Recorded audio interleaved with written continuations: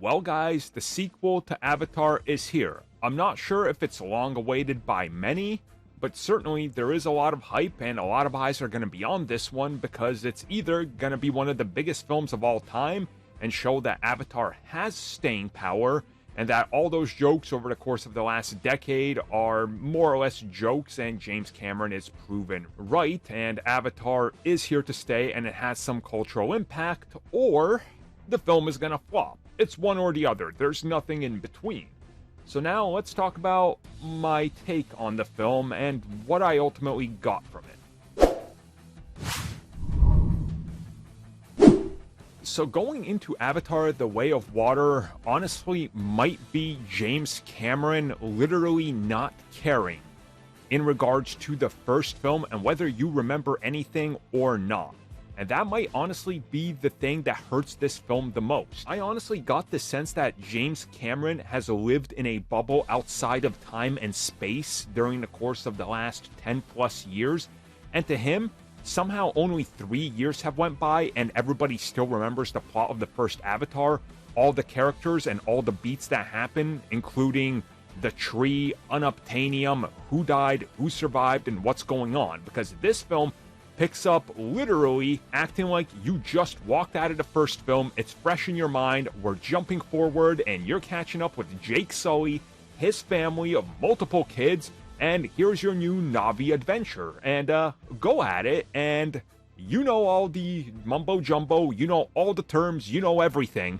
And that's not really the case. Let's be real, right? To most of us, I only remember Jake Sully because I constantly bring up that I'm a fan of Sam Worthington when nobody is.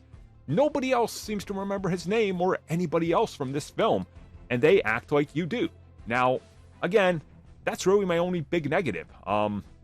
The story is, I think, what many people largely expected, a little basic, and it's really just there to service James Cameron fulfilling his fantasy of we're going to go to another planet and experience life on that planet, and it's going to be glorious, and I'm going to evolve technology, and you're going to be on a roller coaster ride on an alien planet for 3 hours. And he pulls that off. That's really it. That's really all you have here. The best way I can put this is, if you like the first film, you will like this one.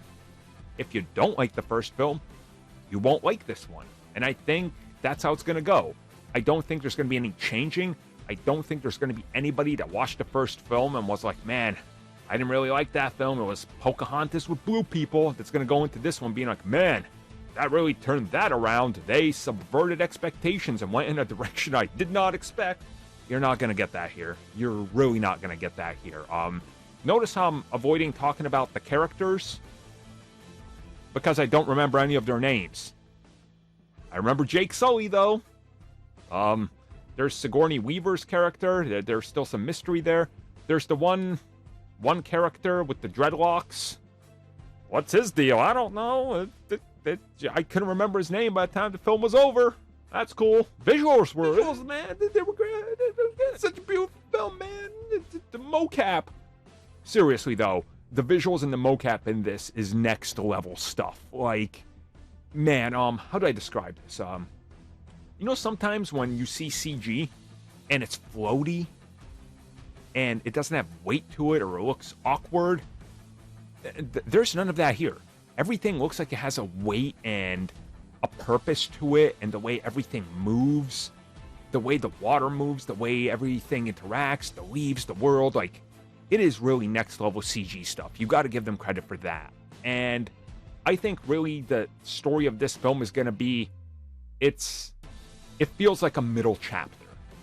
It really does. And I know that's a little redundant to say because he's like, we're doing 4, 5, probably.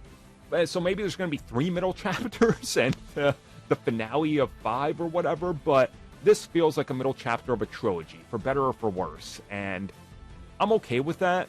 Again, I was here for the spectacle. You get the spectacle, and that's really what you want. So it is what it is. I will see it again. And I think that's a stamp of approval.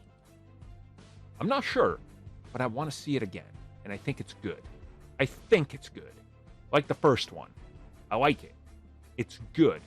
And I think it does what it needs to, even if what it does and what it needed to do is just be the same film, more or less, with a couple twists and forgettable new characters. But hey, we'll see what the box office says and how much money this thing makes, because that's really what it's about. Like, you could have a terrible film, but as long as it makes a ton of money, you're golden. So yeah, The Adventures of Jake Sully and Dreadlock Kid. That was the film.